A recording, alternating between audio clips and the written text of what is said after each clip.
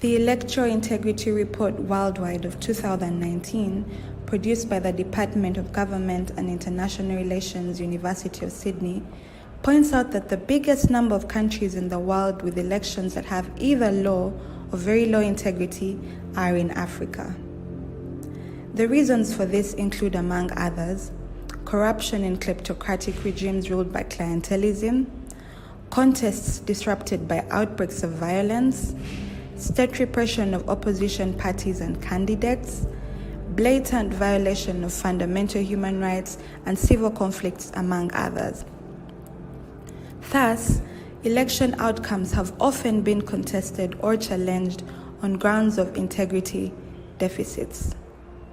The quality of elections has been one of the recurrent trigger points for coup d'etats, like it was the case in Mali's 2020 elections and the unsuccessful coup in Niger after elections of 2021, among others.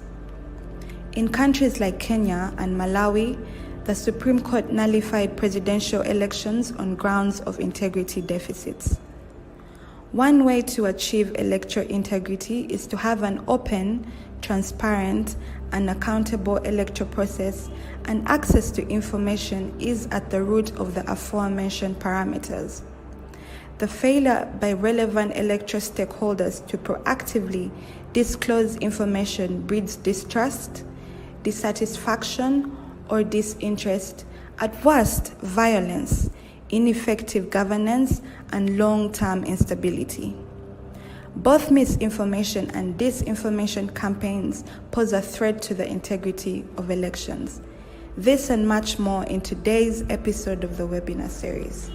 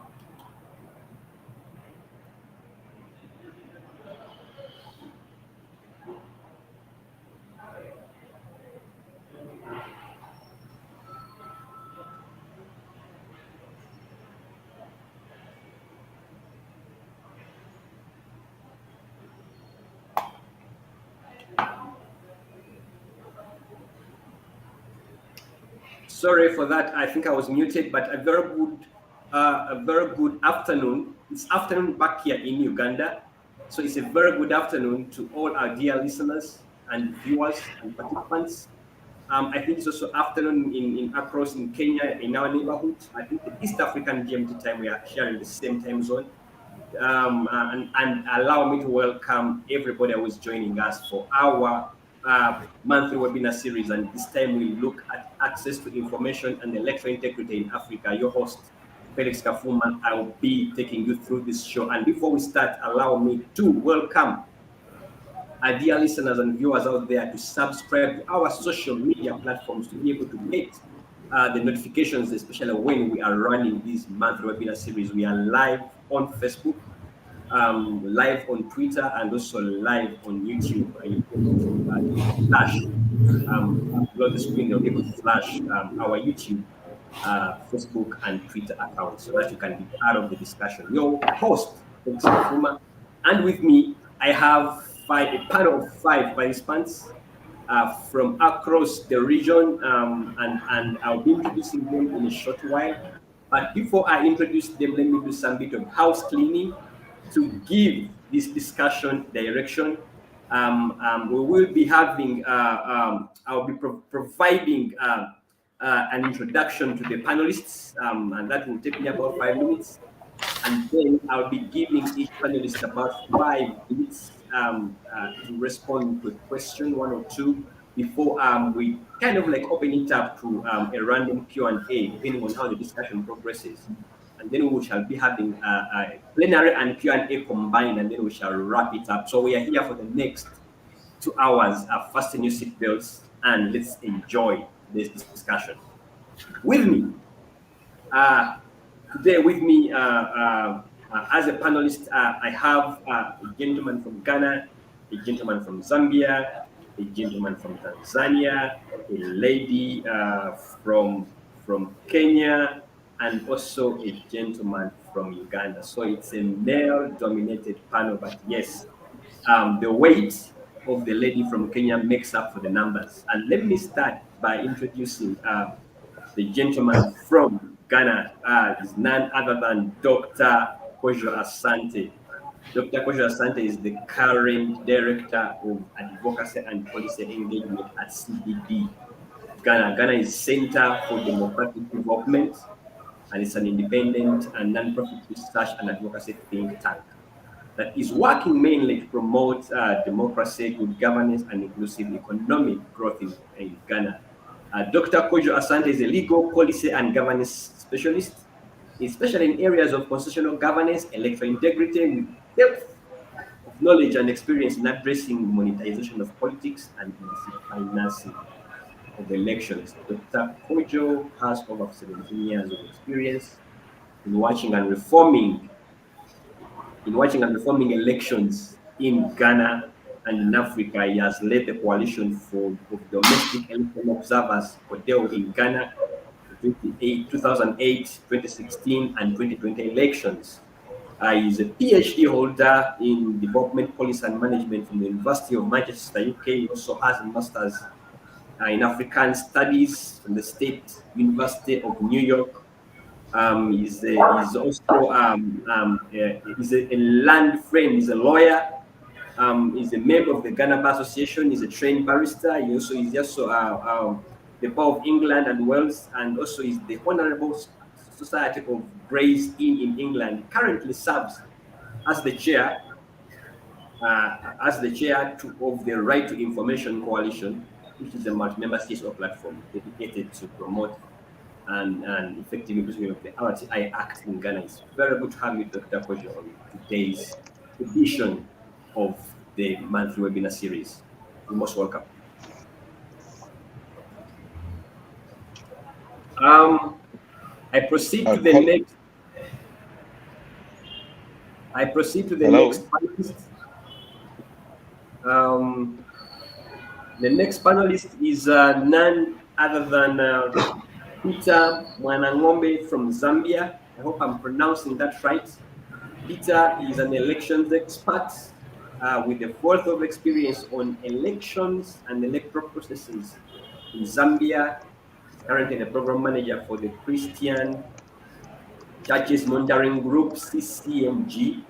Peter has worked in elections in Zambia, the 2011 elections, the 2016 elections, where he focused on electoral processes, including boundary delimitation monitoring and mobile NRC assurance monitoring, as well as monitoring the parliamentary and local government elections. He's an advocate for human rights, also advocate for electoral democracy and good governance. He co-authored a chapter on civil and political rights in a publication that is dubbed or known as A Revolution Revisited the State of Democracy in Zambia. He's also, he sits on the bloggers, I think the board, the Zambia Board of Trustees for the bloggers. And I think we'll be having a discussion around that as well, because access to information and the role of the bloggers in this case. I'm most welcome, Peter, who's from Zambia. It's good to have you on set. Our other participants is Yusuf Wango from Tanzania. Yusuf is the Executive Director of Tanzania Youth Vision Association. Yusuf has served in the News and Information Committee under the National Electoral Commission of Tanzania, especially during the 2020 elections. You remember Tanzania held its elections at the peak of COVID. Yusuf is a youth that has contributed immensely to shaping youth in Tanzania, establishing youth policy networks like the Activista and the Activist. Yusuf Wango from Tanzania, you are most welcome to today's edition of the webinar series. And then let me introduce Henry Kasacha from Uganda. Henry is currently the Executive Director of Dialogue and Democracy Training Center. He has been supporting democracy and governance work for close to 20 years. Done a lot of work around political economy analysis, gender mainstreaming, deepening democratic processes, and leadership training, including youth programming and engagement. He is the founding program manager of iPod. iPod is the platform that brings together political parties in Uganda to promote dialogue. Henry Kasacha, you are very, very welcome. It's good to have you on set. Then last, and his intention to introduce the lady last, like I said, she's the only lady, but her weight does make up for the numbers. We have Florence Yiria, who is the Deputy Registrar of Political Parties in Kenya. I think she has been in this position since November 2020, if I'm right, when she was appointed. Yes, she's a Kenyan working as a Deputy Registrar of Political Parties of the Office of the Registrar of Political Parties in Kenya. Is abbreviated as ORPP. And this position is critical because in here she does manage the registration and regulation of political parties in Uganda. So Florence has a wealth of experience spanning for over 20 years, having worked in different professional backgrounds. She also worked with the IEBC, that's the Kenya Electoral Commission, as an election official for a couple of years, and then she's also holds the Bachelor of Arts degree in Commerce and the Master's degree in Business Admin. She's a certified public accountant in Kenya, and she's also a member of the Institute of Certified Public Accountants of Kenya. It's good to have you, Florence, on set with us today. I hope on my site, I'm only seeing 2 participants online. I hope all the others are equally on site, but I'm going to start with Henry to get this off the ground. I'm starting with you, Henry Kasacha of Uganda. And I have no deliberate reason why you first. But I think I should flag you off, especially helping us to set the stage to appreciate and understand why is it significant, or what is the significance of access to information on electoral integrity. When we talk about electoral integrity, we understand what the role access to information does play or contribute, but it's important that you help the viewer out there and set the stage to take us through the significance of access to information on electoral integrity. Take us away. Over to you, Henry. Microphone is muted. I get a signal that my microphone is muted. I don't know if I can unmute it myself. I think somebody has to unmute my microphone. I can hear you, Henry. Please proceed. Okay, thank you very much, and I'm happy to join this panel. And briefly, I would say the significance of access to information is something that cannot be underrated, particularly because elections have been very contested, the results have been disputed, people have lost their lives based on not having the right information, and sometimes based on acting under rumors.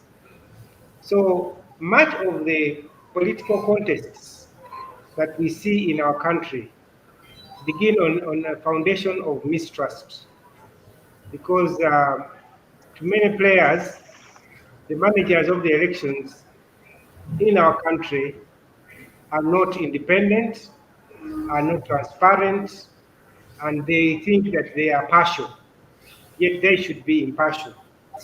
So we go into an election with a lot of mistrust. And in the case of Uganda, for the last 5 or so general elections, each time you go for an election, there is a campaign in the country for electoral reforms. In other words, there is the campaign to ensure that there are some reforms done to enhance the integrity of the elections. So we go into an election amidst failed processes of pushing for reforms. And one of the key reform issues has been the appointment and the constitution of the Electoral Commission, which has been on the table for the last 20 years. So we start on a ground of mistrust, and when we start on a ground of mistrust, even the political players withdraw from cooperation with the Electoral Commission. So a number of efforts that are instituted to provide information, basic information, I would say, have not attracted interest and participation of the political players. And many of them continuously conduct their politics based on what information they have. So the access of information becomes a very critical issue. And this it's being critical is that everybody must have access to information that is going to affect the election process. I'll give an example. We are going tech. We are using biometric systems, and very few people have had full information about how the systems can work. And this also begins at a starting point that when you don't give people the right information about the entire electoral process, you create room for doubt, you create room for suspicion, and you create rooms for spillovers. So I would say that it is very fundamental, and I think it is very central, that enhancing electoral integrity will begin with access to information. People should know the entire process. People should know how results are going to come in. People should know who is going to tally the results. People should have their questions answered, and all this has to be addressed. Now, in a country like Uganda, where we have had some of these challenges, people have moved on to speculation. And this one is also, the speculation is enhanced by a liberalized media, where we have so many media houses, and many of them are reporting hearsay, and hearsay becomes the truth. So at the end of the day, we lose the opportunity of reforming, we lose the opportunity of tracking the exact challenges of the process, and we lose the opportunity for engagement. One of the critical elements that has been lacking is that stakeholder engagement before, during, and after the elections. We have not had forums that build confidence, and this is another big element that comes through information sharing. Unless you build confidence of all the players, unless you build confidence of the police, unless you build confidence of the politicians, the Electoral Commission will continuously be in a combative kind of environment. And this is partly what we have seen across the last general elections. So I would say that it is very significant that without access to information in a process that is highly contested, because a general election is about power. It's not about betting on who is likely to come, and it's about power. So when people believe that they are likely to lose power on grounds that are uncertain, challenges are that we are likely to have violence, and this has been a spillover of these processes. So I would say that access to information is very significant. The biggest challenge is that it has not been embraced by many office bearers. Many people believe they can hold on to information. Others believe they cannot release information without being sanctioned.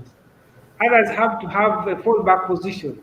So people will withhold information pending approval, pending consent of various players. So this informal influence, which comes with a hybrid kind of transition, is part of the bigger problem. So regardless, even outside elections, the issue of access to information has not yet been embraced, as much as we have a law and people have to account, but the authorities have not embraced access to information as a facilitator and a tool for democracy.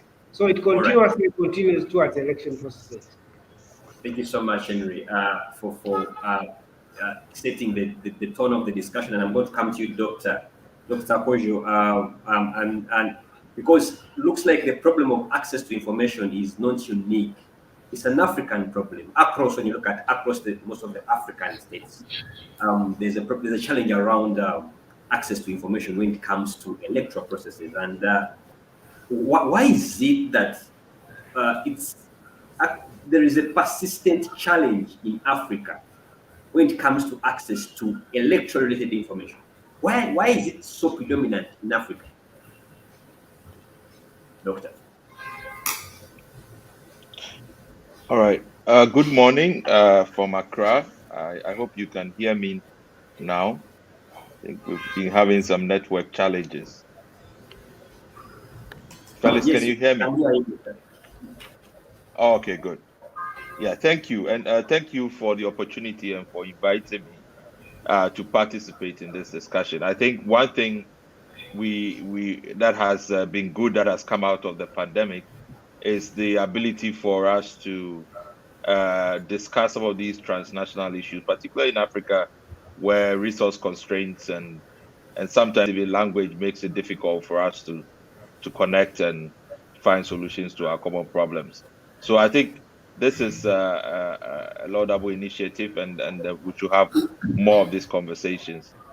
So I mean, you talked about why access to information has been a challenge, particularly in Africa, and as it relates to election.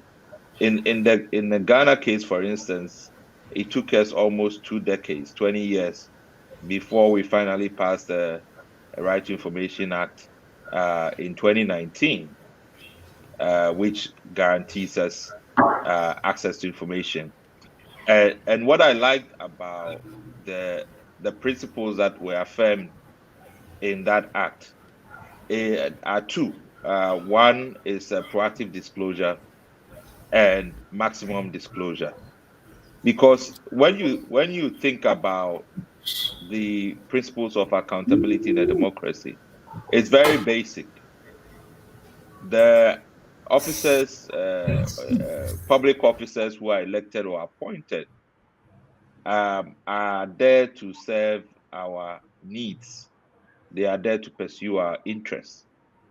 So essentially, whatever they do, whatever information they collect, in pursuant of that objective, that public interest objective, is for us. So in essence, we really even don't need a framework to come and ask for something that is already ours, right? But of course, the protection of the public interest also has elements that require that we secure information, we manage information in a way that does not undermine the public interest. So there's always a balance in terms of what kinds of information we have to get and so on and so forth.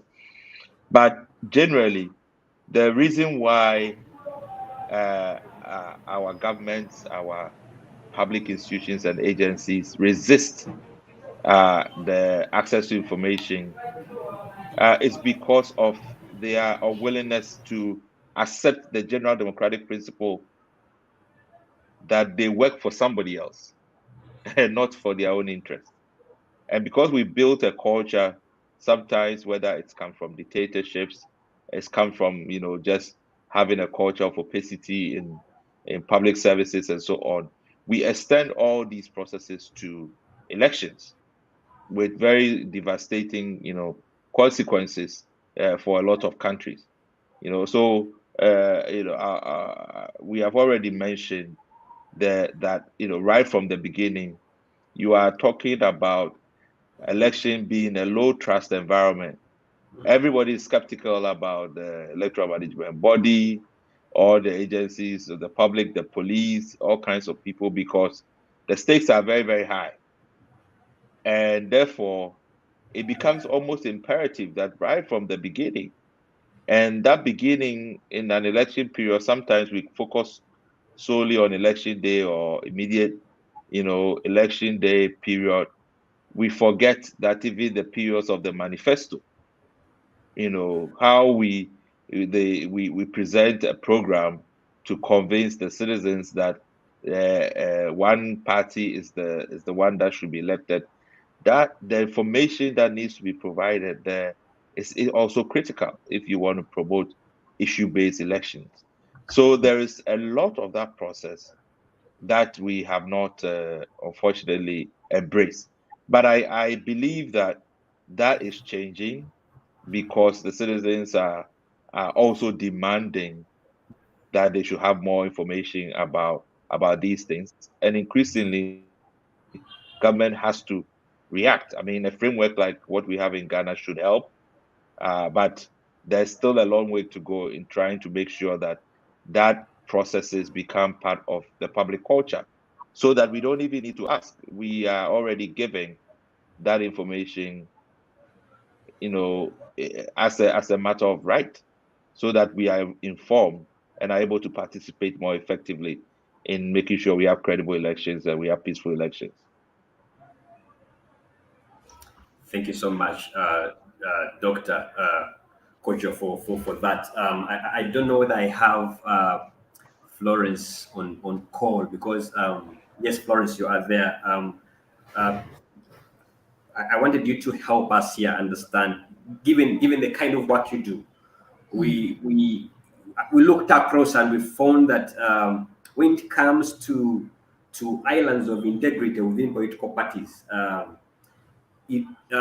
especially when it comes to political parties to volunteer information, disclose information across Africa, we struggle to find out which political party is actually fulfilling the requirements, ticking the box. And many of them have to be compelled either by law or a policy provision that they should disclose information. And as a person who has worked with the IEBC of Kenya, you've worked with political parties as well, in one way or another, why is it so difficult to find political parties that are comfortable to disclose information on returns, for example, on their campaign income, how much they're spending? Why must they always be compelled to disclose information? Across Africa is a problem. Thank you very much. Good afternoon, everybody. Here in Kenya, it is 2:30 p.m. and I'm glad to join this panel and to also contribute in this very important and a critical topic, especially for us here in Kenya at a time like this, when we are at the tail end of preparing and gearing up for the general elections coming on August 9th this year. Indeed, it's a pleasure to represent my country and also to represent my organization, the Office of the Registrar of Political Parties in Kenya. I know the principal invitee was for the registrar, but due to some other exigencies of work, she could not join in. But I believe I'll be able to ably represent her and also ably handle the task and also the subject in our hands and before us this afternoon. My name is Florence Biria, the Deputy Registrar at the Office of the Registrar of Political Parties in Kenya. Now, as you know, our primary mandate as an office, which I've alluded to when you are introducing me, is to register and regulate political parties, as well as to administer the Political Parties Fund in Kenya. In the Constitution of Kenya 2010 actually introduced the Political Parties Fund, and therefore in the Political Parties Act, which is our mother act as an institution, we also include provision for the administration, allocation, distribution, and accountability for the fund. Now, when we're talking of electoral processes, we cannot talk of electoral processes in Kenya, and especially elections, without touching on political parties. Majority of our candidates in most of the elections are drawn from political parties. Actually, producing candidates for an election is one of the roles and functions of political parties in Kenya, as prescribed in the Political Parties Act. So when we're talking about an election, we cannot talk about access to information during an election without touching on political parties. We cannot talk of electoral integrity without touching on political parties, because political parties in Kenya are majorly the homes of most of the candidates that find themselves in the ballot papers for Kenyans to make a decision as to who should become their leader. Now, when you talk of information, actually information is one of the resources that every institution has in as far as implementing their strategies is concerned. So it becomes a strategic factor. That's why it's important to have laws that govern how these institutions avail information in terms of what kind of information needs to be availed and to who and how, so that it is accessible to those who need it and it is available whenever needed, and therefore it can be used for making informed decisions and choices by the citizenry of the country. In Kenya, we have a constitution, and within the constitution, we have a section on bills of rights and freedoms. And in there, we have a provision, which is a provision under Article 35 of the Constitution of Kenya, which provides for access to information. Because information is so critical, it cannot be left to institutions to voluntarily avail it. Because if that becomes the case, then you will have either over disclosure, which is not a problem, but also a disclosure, which now becomes a problem because there is very critical information that is needed, or which the country or the citizenry needs, that is not being availed, which can easily be misconstrued to mean that it has been withheld. It can be construed that there is lack of transparency because it has not been availed. But I think it's very important for the framework to be clearly defined, that this kind of information should be availed. And that is the approach we have actually taken, even in giving effect of that article of the Constitution in Kenya. That in most of these institutions, especially public institutions, and particularly the ones that are established by an act of parliament, then there is a provision in every act of parliament on how information held or in the hands of these institutions can be availed, can be accessed by the members of public, to what extent, and also what then somebody needs to do to access this information. So that then not everybody walks in and comes to ask, who is Florence Biria? For example, who is he married to? How many children does he have? Where do they go to school? You know, because that information can also end up in the hands of the wrong people and can be abused. For example, if it ends up in the hands of terrorists, what do you think will happen to me or to my children at a time like this? You know?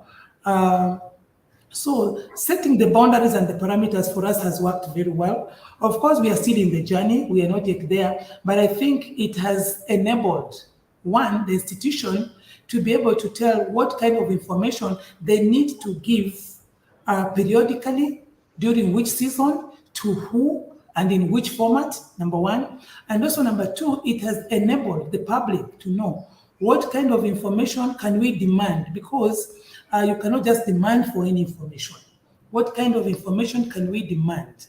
And if I need to make this demand, then what do I need to do? Is there a fee I need to pay so that I prepare for that fee in advance, such that it does not become an ambush and therefore misconstrued to be a deterrent from that applicant who wants to get the information that they are being denied the information through a levy. In saying so, for example, political parties are required to file certain returns. Now, when we say they are required to file certain returns, for example, it is in the whole spirit of making sure that they avail information. Because when these returns are filed, the returns are public. So this information therefore becomes public. For instance, if a political party holds a meeting and they make a decision, for example, they elect and therefore change their leadership, then they're supposed to file a return and saying, on this day, we had this meeting of this organ and these are the people who attended. And this is the resolution that was passed. Number one. So they must do that. Number two, they must publish that information in a gazette or in a newspaper of nationwide circulation and also post it in their website. And the website are accessible by everybody. So when it is put in the newspapers, then it is public information. Even though there are some people, even if you put that information in the newspapers, they'll still not read it. They say in Africa, if you want to hide information, put it in a book. Yeah, and they will not see it. Of course, it's not for everybody, but then it speaks generally. So even when it is in the newspapers, people will still, or citizens will still complain that we didn't know that, the leadership of these parties, for example, had changed because they expected to be called for a baraza to be told from one location to the other. So it's very important also, even for those who are targeted with that information, to be proactive. Look for it, get that information. But what does information do? Even to those who receive the information in terms of these electoral processes. Then it enables the participants, or the users of this information to effectively engage with the duty bearers. Like, for example, the moment we changed, because we had an amendment of the Political Parties Act the other day, this year actually, around January, February. So when the amendment came into force, then we were able to sensitize various groups and classifications of Kenyans, ranging from the political parties themselves, civil society organizations, faith-based organizations, government employees, and many, the media, and so on and so forth. So we were able to sensitize them, and the moment they were sensitized, then they became aware, and they were able to effectively engage with this office. Because now they knew this is the new regulatory framework that is in place, then they're able to regulate, they're able to ask questions, then they're able to hold those institutions accountable because they know you are supposed to be doing this at this particular time. A case in point, you'll be able to recall if you are following the discussion immediately after the amendment of the Act was that will the registrar really be able to certify the register of members of all political parties within the time frame given of 7 days? Why were they able to ask that? Because we had sensitized them that upon application for a certified register by a party, the office of the registrar will have 7 days to avail that certified register to the political party for their use towards preparation for the elections. So because they were aware, they were able to constantly ask questions, including going to the national televisions and ask, how will the registrar be able to do this? And we had to come out and explain to the public that we have put in place mechanisms. And these are the mechanisms we have put in place. They even asked, then how will you ensure there's control and that you can ascertain parties are using the register you have certified and not a different register, putting your register under the table and using their own register. So we had to explain that we'll even put security features that our officers can be able to identify the register that is being used is our own register. So it really helps, actually, from my experience and from the experience of this office, access to information to the public, disclosure of information really even helps you to improve in your own operational processes, in your own procedures, and in your own plans towards giving that efficient and quality service to your customers. Now, the other thing I would want to mention also with regard as you conclude. Yes, proceed. Yes, as I conclude, thank you.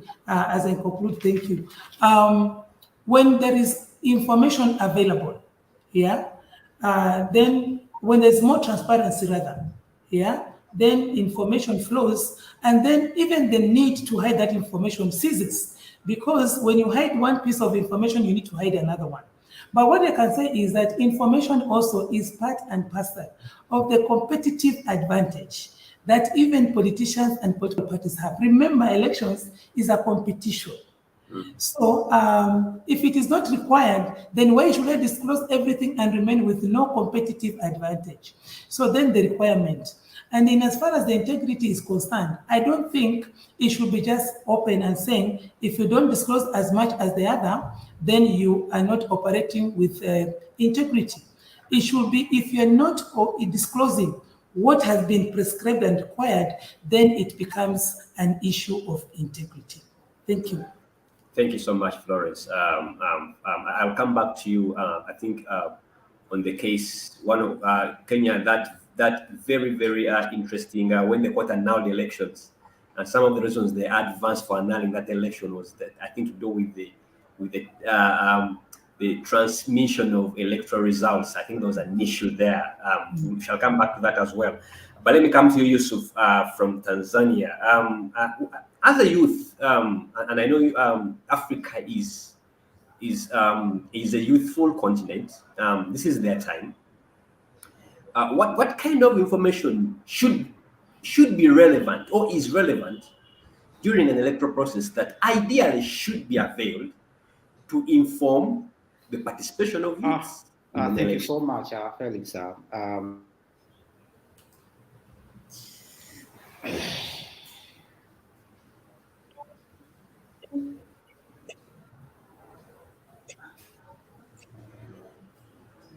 Yes, Yusuf, proceed. Yusuf, proceed. I think Yusuf is having a connection problem. Okay, Yusuf is having a connection problem. Yes, Henry, I'll bring you in to have a bite on Florence's submission around political parties' disclosure of information. But before I bring you in on that discussion, I don't know whether is Peter on call from Zambia? Okay, I think also I don't have Peter on call. Could be a connection problem. Henry, you wanted to have a bite on Florence's submission. Please proceed.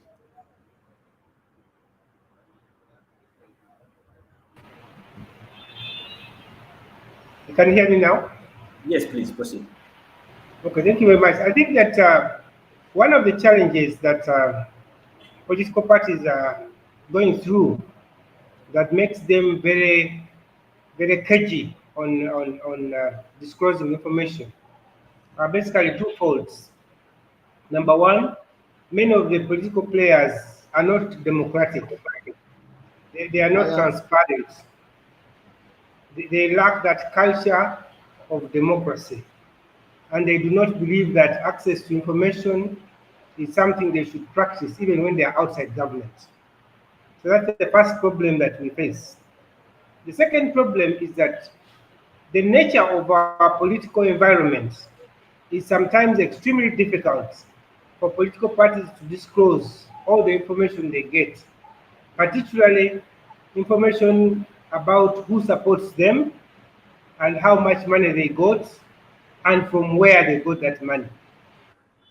So these two factors, in the case of Uganda, I have interacted with many political players. Sometimes they have support from people who do not want to be associated with supporting political parties. So it's always backdoor support, it's always disguised support. In many cases, it's not very transparent, particularly because of the political context, where anybody who supports a political party would be labeled and will be fought as an enemy. So that is also another challenge they face. But fundamentally, it's because of lack of accountability, lack of transparency within the culture. It's a deficit of the culture, of that democratic culture that will allow accountability. So those two factors make it extremely difficult. Many political parties still want to do so many things behind the door. And they do this outside government, and chances are that they will do it inside government. Secondly, the fact that the environment has not yet transited to a democratic environment. supporting an opponent, an opposition political party in some cases is extremely very difficult. So many people would wish to make donations, but they do not want to declare these donations. So a party has to find ways of faulting on accounting and acknowledging where this money came from. So those two factors are the biggest challenges why political parties are not accounting and why political parties are not giving information they should be giving. Thank you so much, Henry, on weighing in on that matter. And now I wish that we had Peter from Zambia, because Uganda's case is a bit similar to Zambia's case when it comes to political parties disclosing information and the challenges around that. But before Henry weighed in on the submission from Florence, I had Yusuf on call, who I kind of like had a problem with the network. I think now we have Yusuf. Yusuf, can you proceed? Because if you remember the question, it was more about what kind of information is relevant during an electoral process, especially for the youth. Unmute, please. Okay, thank you so much, Felix, and the rest of the group for the platform to share the youth issues specific on the electoral process and the electoral integrity. As communicated, my name is Yusuf Bwango. I'm working with the Tanzania Provision Association. Back to your question, what kind of information do young people want, specifically during the electoral processes? There is this saying which is always says like this: there is no us without us. As you traced back on your introduction, when you introduced me, you spoke about the majority of our African population to be of our young people. So that means during the electoral processes or outside the electoral processes, what youth want to hear is their issues and demands are being addressed throughout the election process. And this is why, if you, of course, you all know the platforms whereby the candidates are getting throughout the election process, specifically during the election campaigns. The candidate who is always speaking youth issues, the candidate who is speaking from the heart of young people here in Africa, is the candidate who is going to be mostly likely to win the election. So that means young people in Africa, not only in Africa, all over the world, during the electoral processes, what we want to hear is our issues. We want to hear the best solutions of young people's problems and challenges in Africa and all over the world. So on the basis of your question, of course, what young people want to hear during the electoral processes is the candidates who always speaks the issues of young people and how can the challenge of young people being addressed over the coming regime of a particular election. So in a nutshell, young people want to see or want to hear the issues and demands are being addressed. So that's one among the key information that we want to hear during the election. Not only that, but also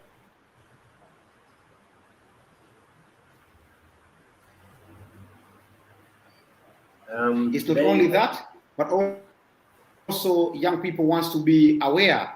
For instance, what candidate is speaking on what kind of issues. Not only that, but also the issues about the civic spaces. Not only that, but also the issues of electoral campaign. So, in a nutshell, young people wants to hear the issues and demands are being addressed during the electoral processes. Yeah, thank you.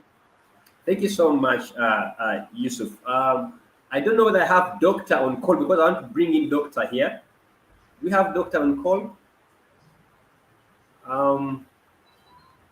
Looks like we don't have Doctor on call, so I'll come back to Flores until Doctor comes. Okay, Doctor is there.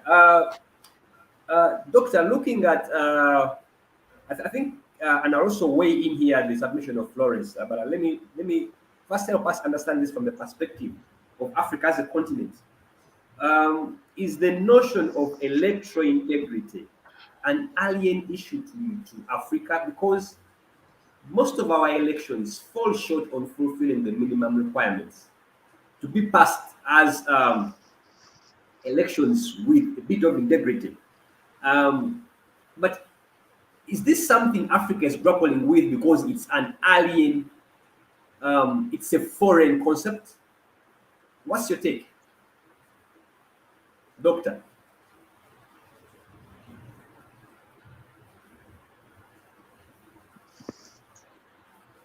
Hello, Felix. Can you hear me? Yes, I can hear you. Proceed. Proceed, Doctor.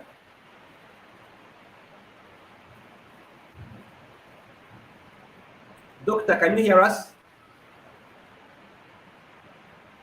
Okay, I think Doctor has a connection problem. If I can have Doctor back on set, I'll revisit that question. But now, like I promised, I think it's a question where I would want Florence to weigh in. You remember, like I told you earlier, the famous court annulment of that election. One of the things that was raised was around the results, the way the results were being transmitted. Help us weigh in here is the issue of electoral integrity. Also looking at technology, because I think Kenya, you've gone dig it on this. But as a concept, is it a challenge? Is it a challenge to Africa?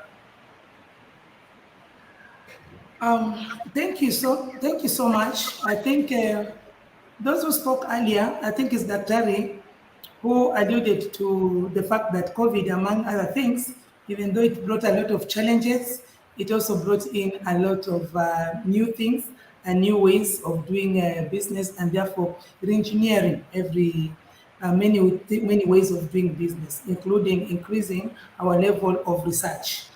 We've been pushed out of our comfort zone, and therefore there are things we have realized we can do.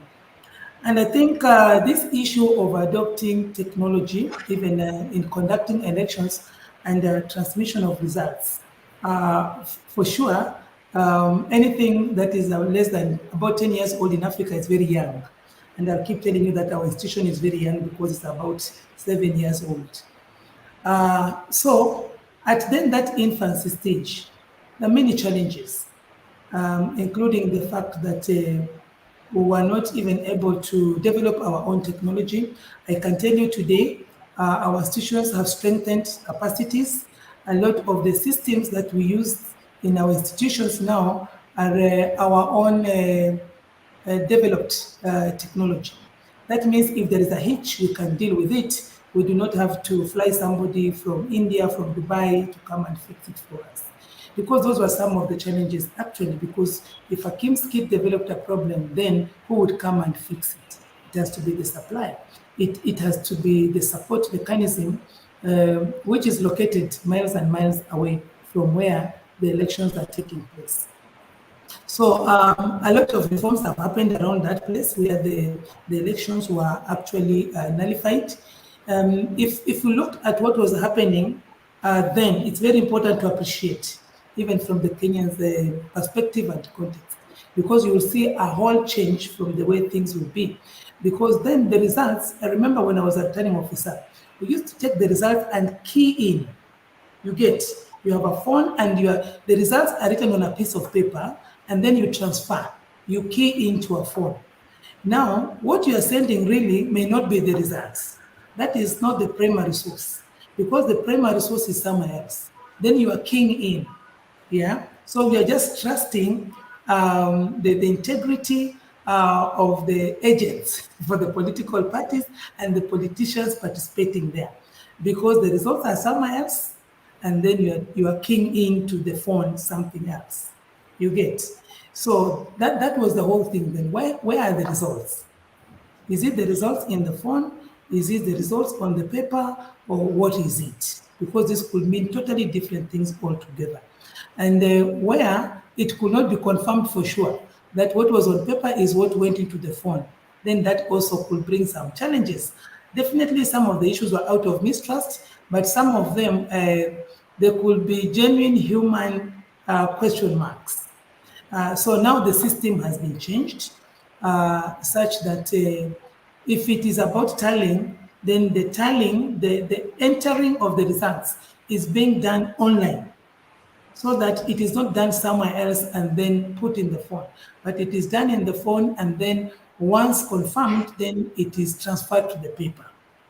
So I think that is a totally different thing for those who will be coming to do the observation. I think you have something new to learn so that you can better observe the elections, because there are few changes just to making sure that the system is more effective, and any of those gaps, whether real gaps or perceived gaps, perception is as good as the reality. So we did not pick that as the duty bearers, because this office is one of the duty bearers. As the duty bearers, we did not pick that negatively, but we picked it as an observed gap by a third party for us to strengthen, the process. And that gap has since been breached, and that particular process has been strengthened. And I believe that going forward, I don't think it will be another cause of a challenged election at whatever level. All elections are supposed to be credible, irrespective of whether they're at the council level or at the presidential level. Every election produces a leader, and every leader must be produced through a credible process, because they are all going to perform legislative roles. Thank you, Felix, unless I did not comprehensively address that question. No, you've done justice, and I think I love the developments. It seems like Kenya, you've learned from the past and you're improving in that area. Indeed, we are following the elections in Kenya keenly, and we'll be looking out for that, and especially on how now you've moved on past the technological challenges that happened then that led to the Yes. famous annulment. But let me come to, I don't know whether I can have Doctor on set, but if I don't have Doctor, let me come back to Henry, then I'll come to Yusuf. Henry, there is this growing information blackout during elections, especially on social media platforms. The seems to be the norm and the practice by governments to suspend social media and all these other platforms during elections. What is explaining this growing practice?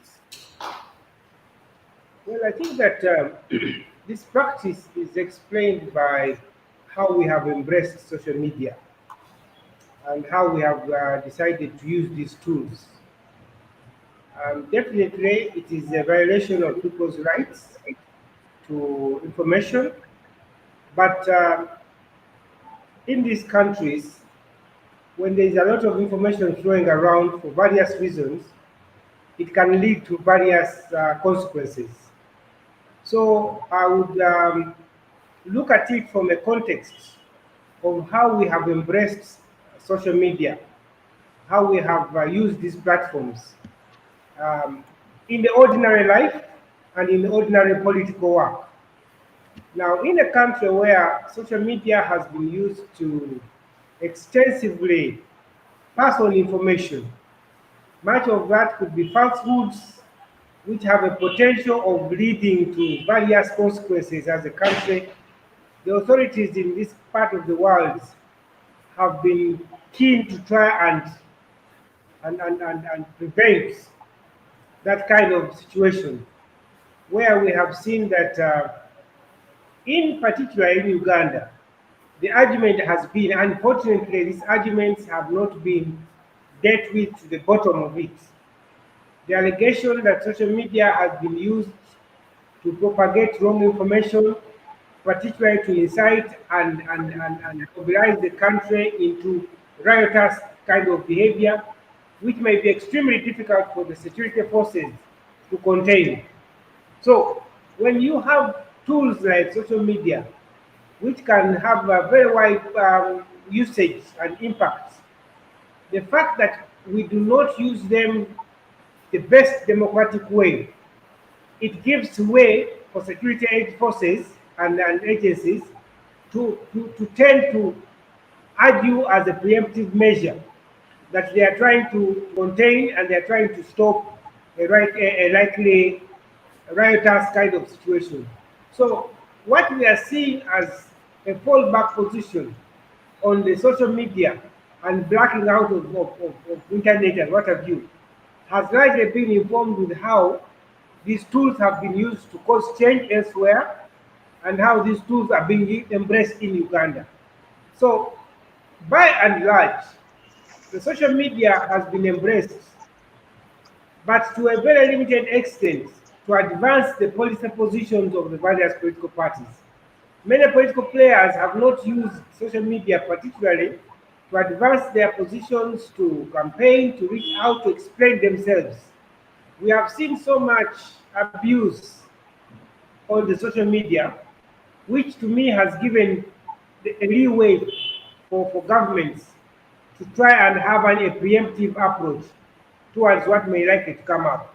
So if they believe that the social media is being used to mobilize the entire country to stand up and run over the entire state system, which is possible, and which capacity they know they cannot contain, they choose to switch it off and switch it on at a later date. It has a big impact because it undermines our democratic growth. It takes away the right to information, which we have. But this is the catch-22 we are in as a country, in a transition to a democracy. Many of these tools can lead to various consequences, and when you do not use them well, chances are that others can abuse their power to go overboard and tend to limit social media. So I think basically that is why we are seeing it. The fact that social media has played a big role in changing governments elsewhere, in mobilizing mass protests and uprisings, is not being taken lightly by some of our countries. So they take it up seriously, and they think that some people may choose to promote the usage of social media purposely to ensure that they can have a situation, especially in a country where people believe that it is a hybrid regime, that it cannot change through an election and it can only change through an uprising. So if there is analysis in a particular country that elections do not matter, that no matter what people say, the electoral commission will announce what they want, and the government will, of the day will call the day. There has been an opinion that what we need is an uprising that can run against the establishment. And if social media can support that kind of position, then they embrace social media. So even on the part of governments, they have been looking at that as a potential threat towards being overrun. And I think that is the context under which we are looking at this internet blackout. Thank you so much, Henry. I'm glad I have Peter on call. Peter, I'm going to come back to you. Let me first throw in Kojo here, Dr. Kojo, before I go to Yusuf, and then I'll give Peter some time also to weigh in on some of the discussions. Doctor, when you look at the across Africa, we've seen a couple of coups as a result of contested election results. We've seen some of the coups have been unsuccessful. We've also seen court annulled elections in a few cases of Kenya and Malawi. Again, pointing to integrity deficits. In other countries, we probably would not take the path of annulling, but there are petitions, again, that speak to the deficits in the integrity of elections. Why is it? Why is this notional concept of electoral integrity a problem to Africa? Is it a foreign issue that we are contending with? So before I answer that, there was a point that Madam Florence made, which I wanted to come back to. I think, I mean, she brought in a perspective about regulatory bodies and why they need their information to be specific, why they need a framework for ensuring that there are very specific rules as to what kinds of information should be released. And I take that. I think because elections and for regulatory bodies, elections are rule-based. You can be taken to court if you don't satisfy certain rules and steps that maybe a candidate has to follow to access a certain type of information. So I can appreciate that. But I think it is important to understand that whatever the context in terms of what the institution is, what it is set up to do, all these requirements basically provides a floor and not a ceiling in terms of how much information you need to provide.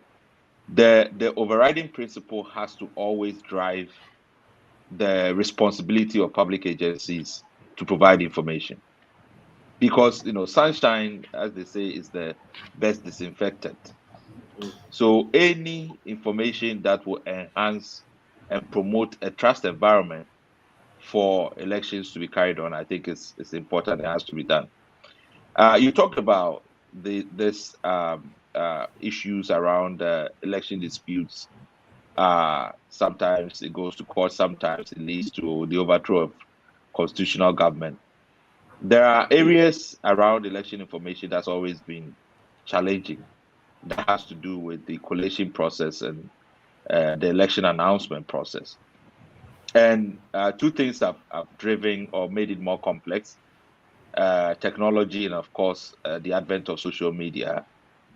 That process of communicating the collation of the results and the results itself has become more complex. You have parallel processes that are unfolding around these events. So now the parties have the technology to basically get almost real life data on what has been declared at the polling station level, and are able to aggregate that information almost in hours, right? The media has the same capability and the same capacity to deploy enough media people to collate this information. So often, by the time the EC or the electoral management body is going through a long process of collating these processes, following the rules, because, as I said, elections is rule-based, the information is already out there as to who is winning or who has won. And now the EMB is now trying to catch up. And in between that process of reconciling the information from the officially recognized body, there's a lot of misinformation that goes on. So it's really about EMBs looking at their processes. How do they also use technology combined with the principles of ensuring that these processes are sound, they have cross-checked the figures and so on and so forth, and announced it to the public's satisfaction. They also need to embrace technology if this is going to work. So I think we are in a territory now that it's important that EMBs, look at the rights, and it's a right that the media has. They are not declaring; they don't have the right to declare elections, but they have the capacity to share that information, and very quickly. And the interested parties also have the capacity, and they are willing to put it out there. So that's an area that we have to look at. On the issue of social media, which was one of our colleagues, I think it was Henry, that was talking about it just now. You see, we have to find a balance between the security risk issues and the developmental advantage and the access to information and engagement that social media and technology provides. Because this is a low-cost platform for engaging on many different issues in an election period. And I did mention, for example, that it's not even just the electoral process, as in organizing the election. The process of choosing who should rule or who should govern requires a lot of information sharing as to policies and programs, performance, and this goes on for almost a year. So I think that it's important that we recognize that if we're going to use the platforms positively, we should just find the right balance. In the 2020 election in Ghana, for instance, myself with organization, the Coalition of Domestic Election Observers, together with fact checkers, media houses, the regulatory body for the media organizations, we literally put a blanket on the net to ensure that there is almost real-time fact-checking on any kind of misinformation that was put out. So it can be done. It's just that we all have to step up to the responsibility if we want to protect the use of the internet. So I know the dangers of the internet are there, but these are just problems that needs to be solved rather than throwing the baby away with the bathwater. Thank you so much, Doctor. And I think Yusuf, let me bring you in here because I think the youth are the biggest consumers of social media. In the current context where most African countries are trying to regulate the use of social media, especially during elections, what do you think? What do you think should be done to address the misuse of social media, especially during elections? What because the doctor talks about the balance between security and development objectives, but what practically what should be done?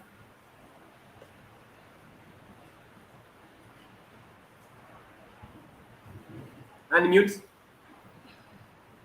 Oh, yes. So thank you. That's a problem of technology, you know. Okay, thank you so much. On the basis of the question that you asked, yeah, like what should be done, you know, personally, I say it, and I always say it, where comes the fears during the election, you know, we see the internet shut down, we see number of laws, we see number of acts have been imposed or enacted during the election, specifically to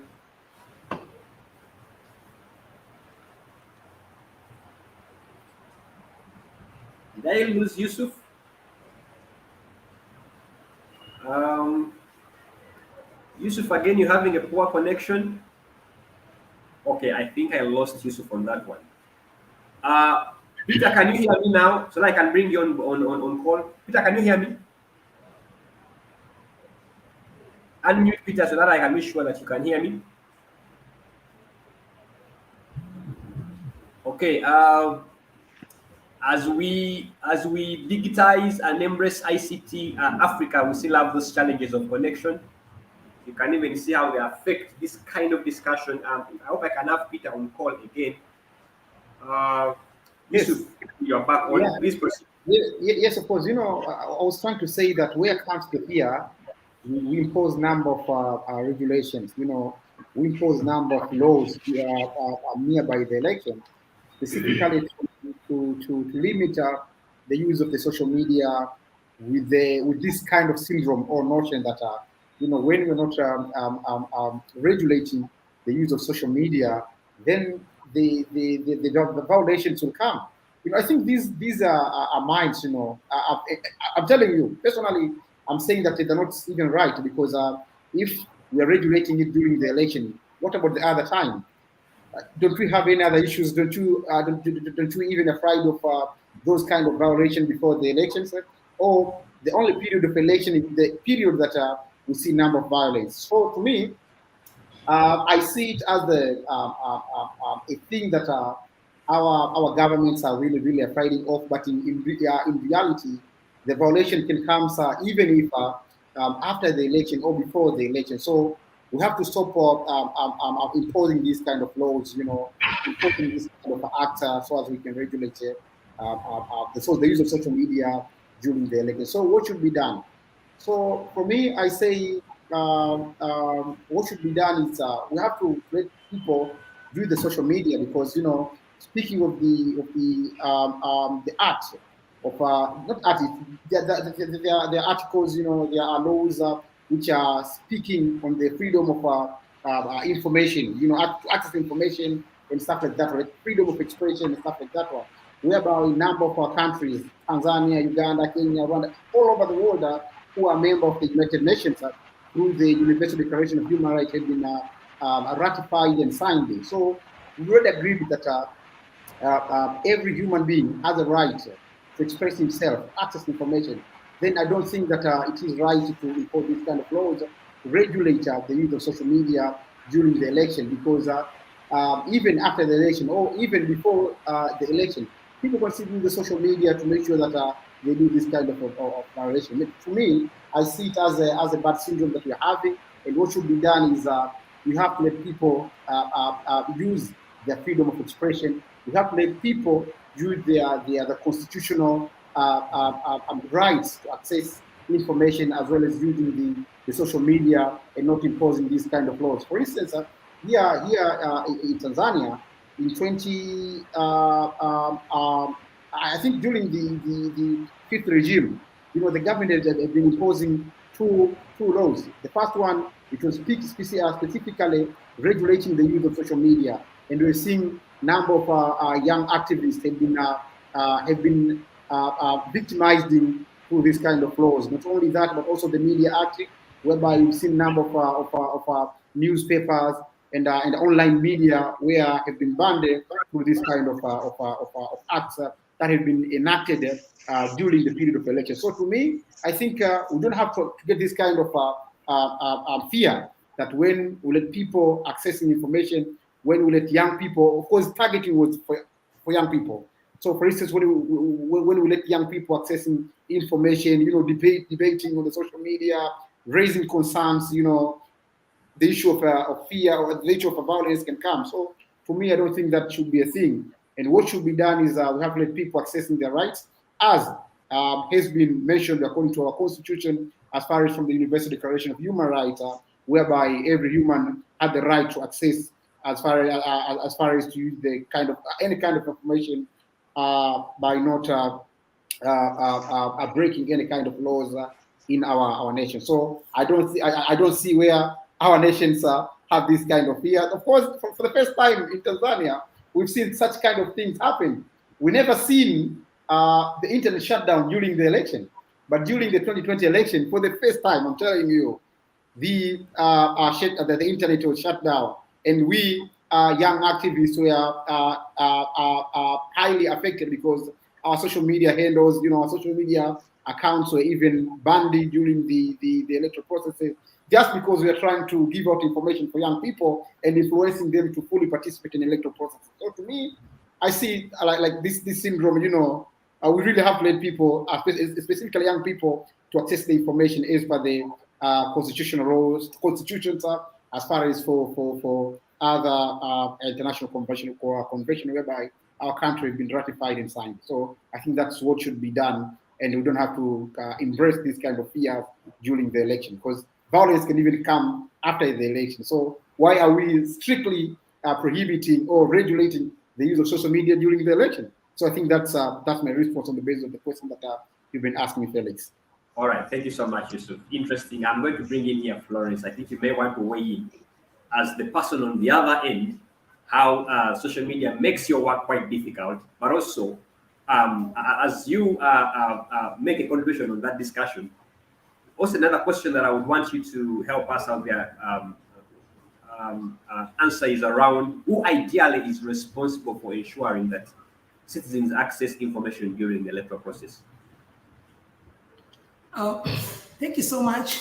And I was listening to my brother Yusuf, and I was just smiling. And I know, I really wanted to get an opportunity to just share just a small comment on this. Of course, the media is a very critical, one very critical platform whereby we exchange information. And when you talk of social media in particular, because we have the mainstream media and the social media. And now the focus you can hear is around the social media, because regulation is a bit weak there. And we're not saying there's anything wrong with the young people sharing what they want to share. But it's very important to use some of these platforms, which are real-time online, with a lot of responsibility. The difference between the mainstream media is that there is an editor somewhere who will look at the content and will even give a disclaimer whether the viewership is okay for everybody, is general, or it is available for children not to watch, or don't watch with their family. But when social media comes, it comes as a bank for everybody. You're seated there with their child, you are seated there with their family, and things just come. And that's where the concern now comes, because there are lots of benefits, for sure, I can tell you. Even as an office, we have a lot of social media platforms that we are using that have really helped us, even sensitize the citizens on the work we do and the new reforms that we have put on board. But if I tell you one thing that we have agreed, even as a country, looking at history and saying history should never repeat itself again in this country. One thing we have agreed is responsible media reporting, responsible media information sharing on the media. Because when we looked back, we picked that was one of the contributors, even for our post-election violence in 2008. One of the biggest contributors. That somebody sees something and then they share it immediately, irrespective of where it will land and the emotions it will arouse and the response people will give to that kind of piece of information that they are sharing. And one thing that I want to say here is that unlike the other events and unlike the other situations that happen before the general election or any election, a general election is a cross-cutting event. It's happening across the country. It's unlike any other event that is happening in a country that you have a conference happening in one city and not in the other city. When you're talking about elections, they are happening across the country. So when there is an emotion aroused at one corner, there is a member of a political party in another corner, there is a supporter of a certain candidate in another corner, and it sparks a bushfire very fast. So it's very important that the use of social media then be checked for that reason that this can spark a bushfire within no time.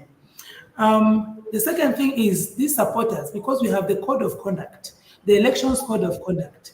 When there is an election misconduct, these social media users, some of them have no faces. So who do you pin down? How do you identify this is of this candidate, and therefore if they have breached the code, then the candidate takes responsibility or the party takes responsibility, because these users, some of them have no faces, some of them are cross boundaries. So how do you reach out to them in whichever legal jurisdiction they are in for you to say, now come and face the law in this country? So it's very important where we are dealing with faceless people. Because these are human beings, yes, but at the face value, they are faceless. You cannot pin them down. You cannot get hold of anybody and tell a candidate, this your supporter is misbehaving, turn them down or take responsibility for them. So it's very important. But as I come to the question, there's something I wanted to mention very briefly about the conduct of an election. The conduct of an election to a large extent depends on the competency, professionalism, and the technical ability of the officials that are actually handling the election process. And in most cases, we are talking about the people who are serving in either that polling station or those who are going to tally and declare the results.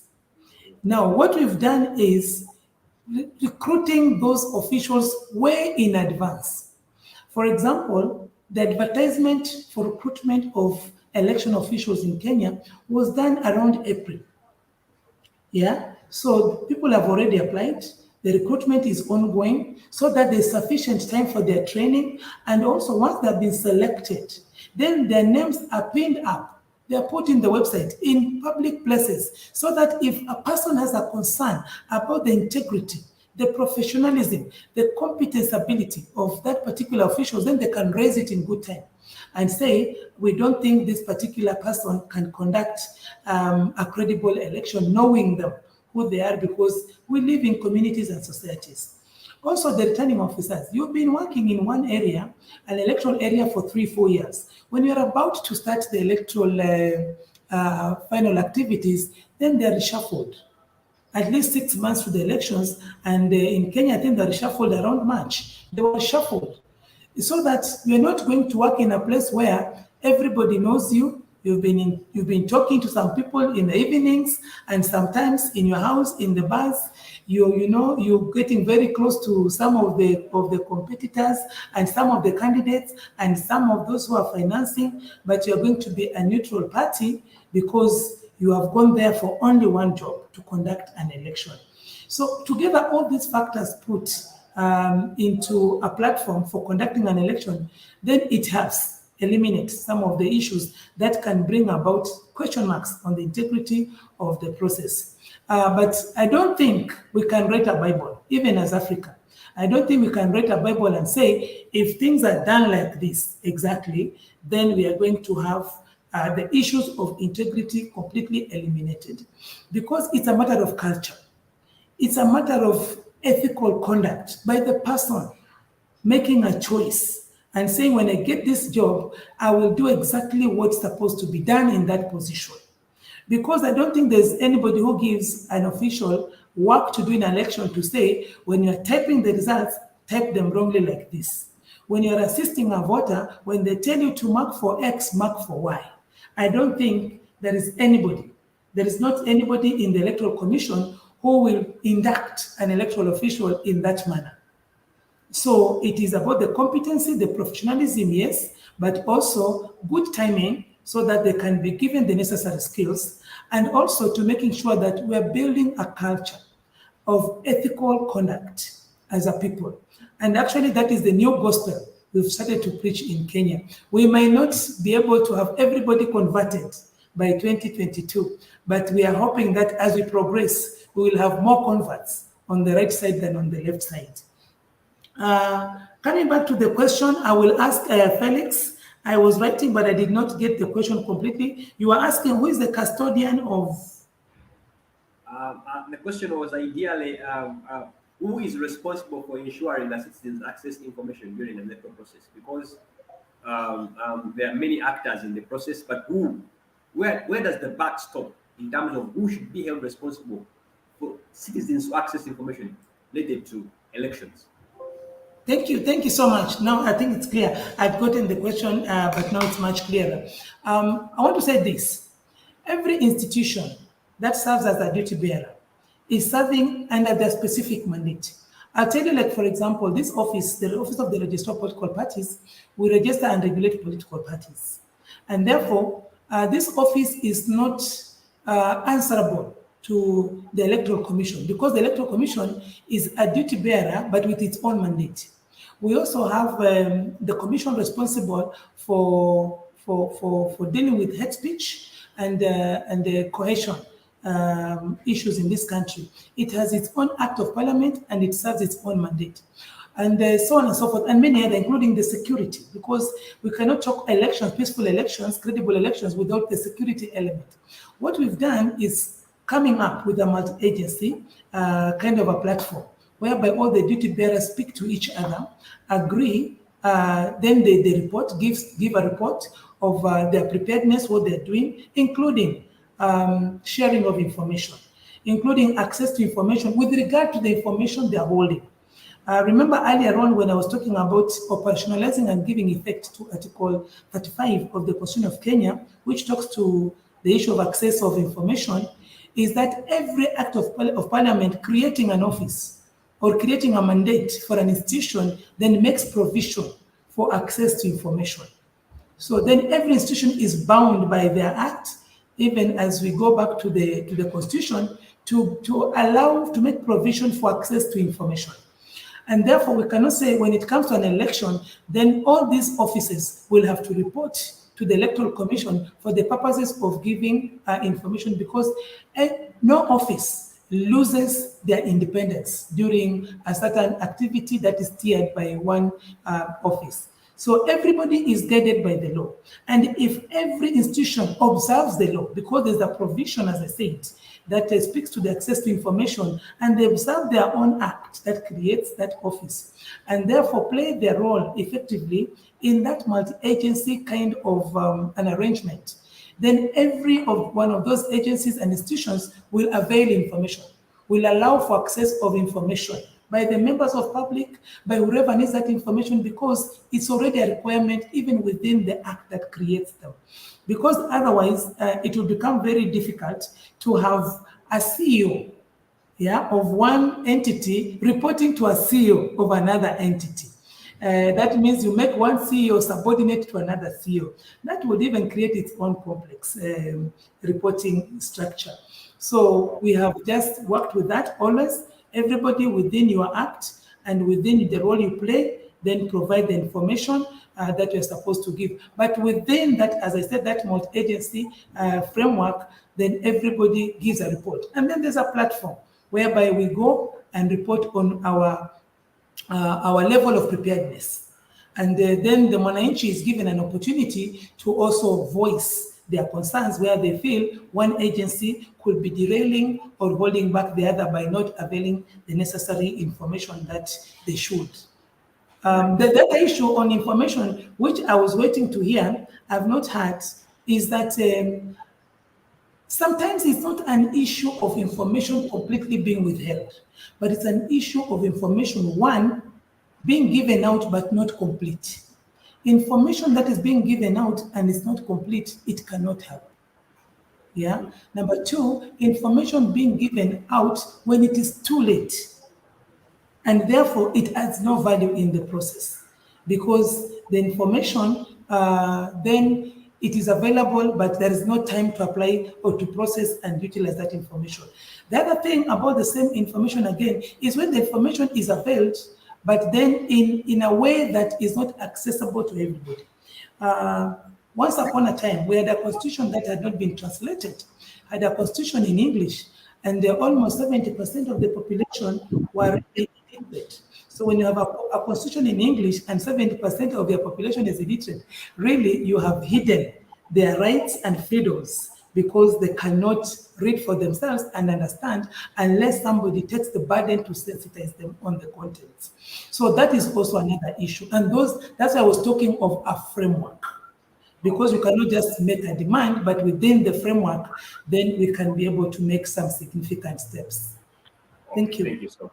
Thank you so much, Florence. That has been quite very insightful. Henry, do I have you on call? Is Henry on call? I have Yusuf, but I don't know whether I have Henry Kasacha. Henry Kasacha on call. Okay, I don't have Henry. Is Doctor on call? Okay, they're not on call. Let me come to you, Yusuf. You know, when you talk about electoral violence or election violence, it's mainly the youths that are caught up in this wave of election violence. And I think you'll appreciate that. So, and help us here understand whether, to what extent can access to information actually play a significant role in addressing or mitigating election violence. Sorry, Felix. I just missed there a little bit. Can you repeat your question, please?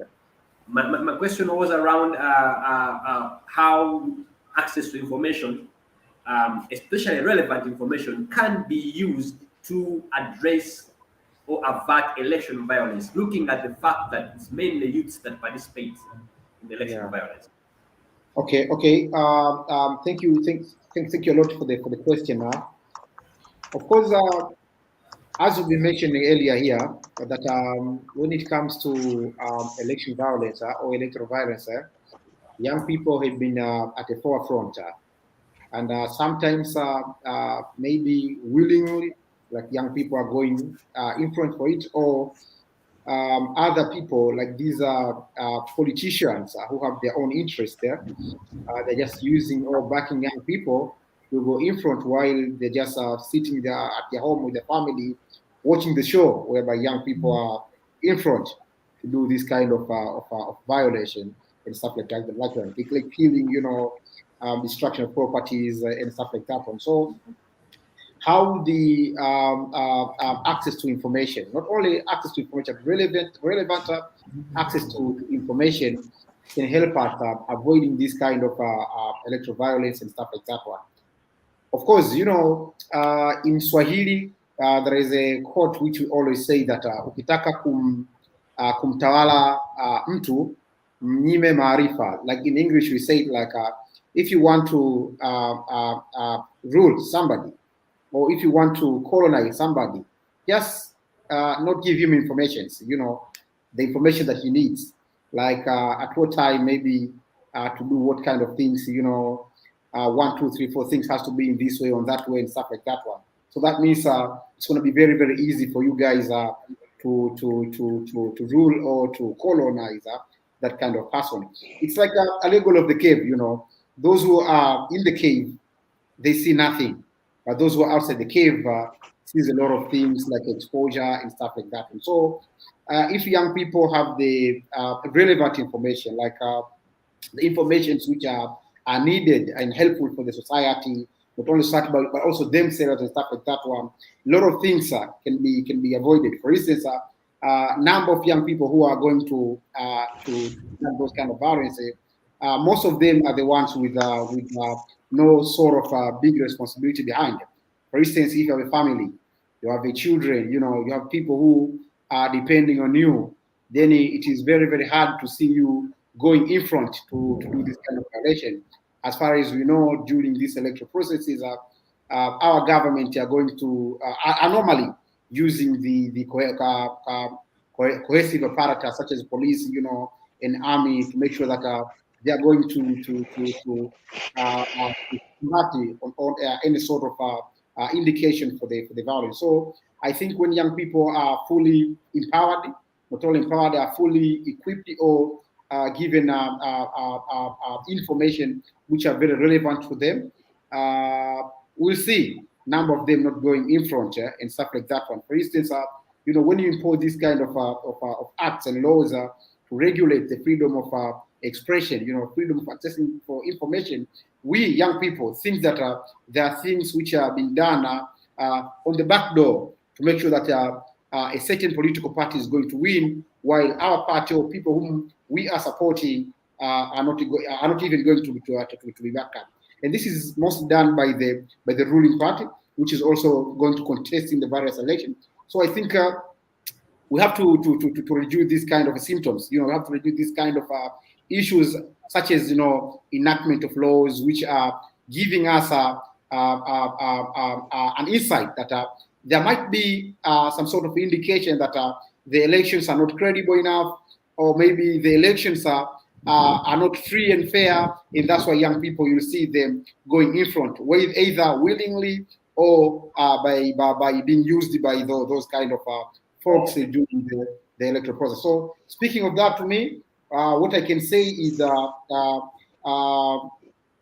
relevant informations, you know, transparency. If it's there, then we won't see young people are being in front for this kind of violence. But if you see any sort of indications, one political party to be favored enough, while the information that we need, we don't even get it, then probably we'll see number of young people or majority of young people going in front to conduct this kind of violence. So one thing that I can say, it's it depends on the situations and stuff like that one. Yeah. Okay. Thank you so much, Yusuf. We have 15 minutes to get out of here.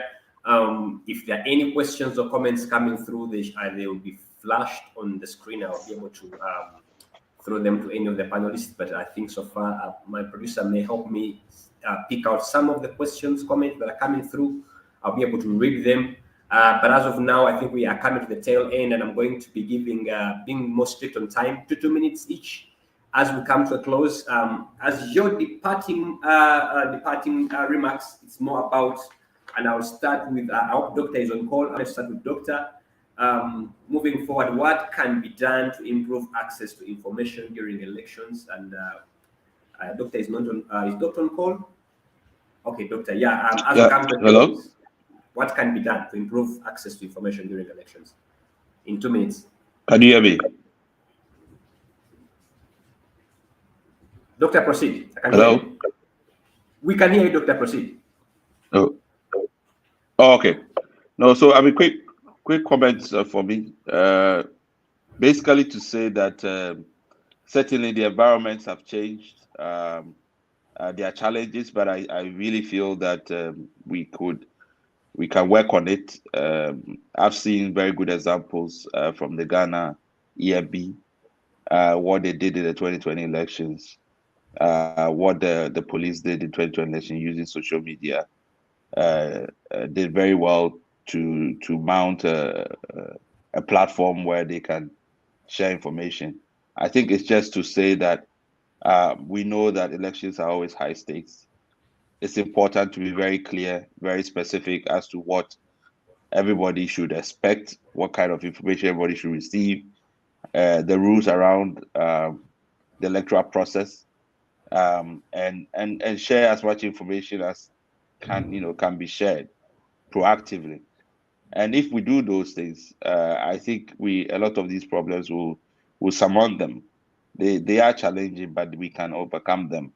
I think the issue about culture is that yes, we don't have that culture, but it's one we can develop, and we maybe start that as soon as possible. Develop a culture of transparency and accountability, both for citizens and for public agencies and public officers. Thank you so much, Doctor, for that humble submission. Let me come to you.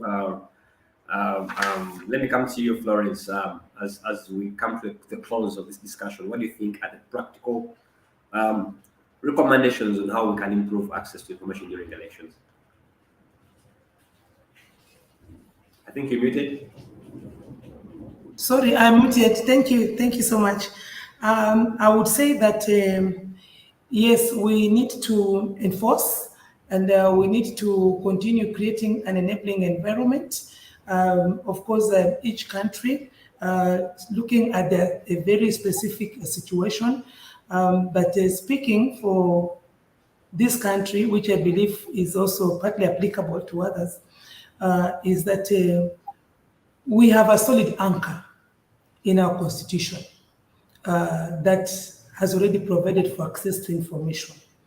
And in fact, people access a lot of information in this country. When you're a celebrity, you have thousands and even sometimes millions of followings, meaning people accessing information. The question is, are they accessing the necessary information at a time like this when we are preparing and approaching an election?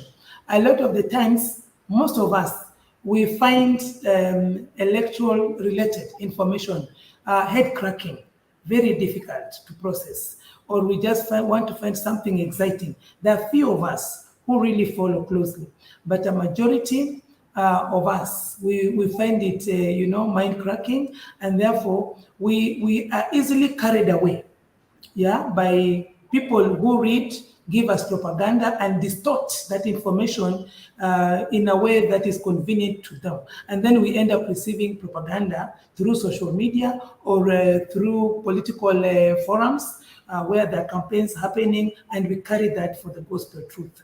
What I would want to say is this. Some of the legislations we have are sufficient. What we need is people to develop the culture of accessing information. Communication is two-way. Information access takes both. The person who is supposed to release that information, that is to disclose and be proactive in the disclosure, but also the recipient must be willing to receive that information and process it to be of use to them.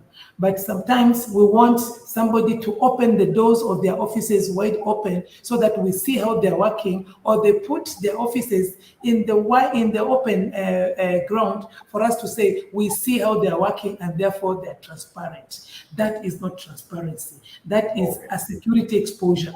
So people must also seek information when it is there so that they can access when it is availed. That to me is a very big problem, that we don't, even when the information has been put out there, we do not go for that information so that we can be empowered.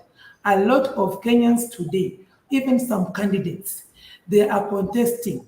We have been putting information all over in websites, including young people. They have been calling me until today to ask me, when are we going for the clearance, registration of candidates? That information was put in the newspapers, in the websites, and the people were called for a briefing session. They ignored the meeting. Today, they have no information. They're crying foul. We don't know when we are going for the registration. So I am challenging both those who are supposed to share information, but also those who need to receive the information. For them to be effectively empowered, they should also receive and process that information effectively. Thank you. Thank you so much. You remind me of the fact that some people have argued that the formats through which information is disseminated can also be a bit challenging, but that's the debate for another day. I think I lost Yusuf. I wanted Yusuf to give us his departing remarks. I don't know if Yusuf is on call. Is Henry on call? Because we are coming to the tail end of this discussion. If none of them is on call, I'm going to have to bring this to a close. But you've been watching the monthly webinar series for ACFIM, probably brought to you by ACFIM, a political finance watchdog on money in politics. Yes, and we had with me, I had a cocktail of panelists. I had Dr. Kojo Asante from Ghana, who is the current Director of Advocacy and Policy Engagement at CDD. CDD Ghana, which is Center for Democratic Development. Then I also with me, I had Yusuf Wango from Tanzania, who is the Executive Director of Tanzanian Youth Vision Association, TYVA. It's a youth-led organization. Also with me, I had Florence Bira from Kenya, who is the Deputy Registrar of the Office of Registrar of Political Parties. Kenya is right now embroiled in an election season. Come August, they are going to the polls. I had Henry Kasasha, who is, I think we lost him along the way, who is also the current Director of Dialogue and Democracy Training Center. Was really glad to have you be part of this discussion. We had briefly Peter from Zambia, who joined us but had a connection challenges. Peter is an elections expert. He's currently the program manager for the Christian Churches Monitoring Group. We did miss most of his contribution, but he was part of the panelists that have been lined up to enrich this discussion. And I, Felix Kafuma, have been moderating today's session. Thank you so much for being part of this important discussion as Africa seems to embrace elections as the most assured way of electing leaders. We also need to look at what makes our electoral process not fall short of integrity. Till next time, same place. Bye-bye. Stay safe. God bless.